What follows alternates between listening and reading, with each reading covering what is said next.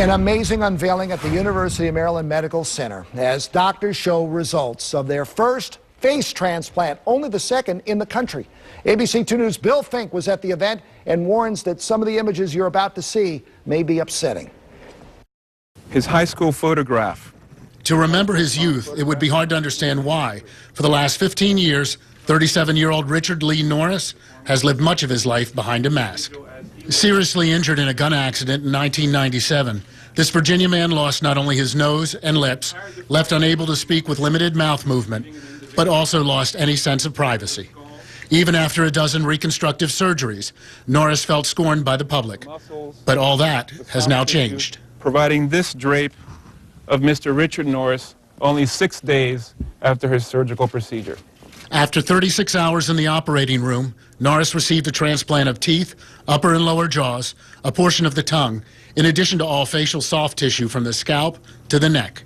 When we look at the donor and we look at Richard, obviously it's a blend of two individuals. Clearly there are some specific features like the nose or maybe the chin, but behind that soft tissue drape and behind that skeleton, it is Richard Norris. University of Maryland calls this the most extensive full-face transplant to date. For 10 years, the medical center has researched treatments for combat injured veterans. Richard Norris became the perfect opportunity to apply this expertise.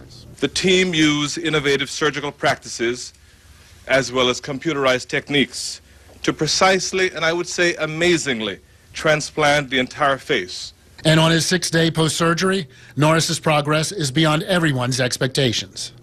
He's moving his jaws, opening and closing his mouth. He's on a clear liquid diet. He can move his tongue. He can open and close his eyes. What seems simple measures success for these doctors. Dr. Eduardo Rodriguez remembers Norris's reaction when seeing his new face for the first time. He put the mirror down and thanked me and hugged me, it was a wonderful gift to give him. And ever since that day, you could see that we're going to restore those 15 years that he's lost and making a functioning member of society once again. At the University of Maryland Medical Center, Bill Fink, ABC 2 News.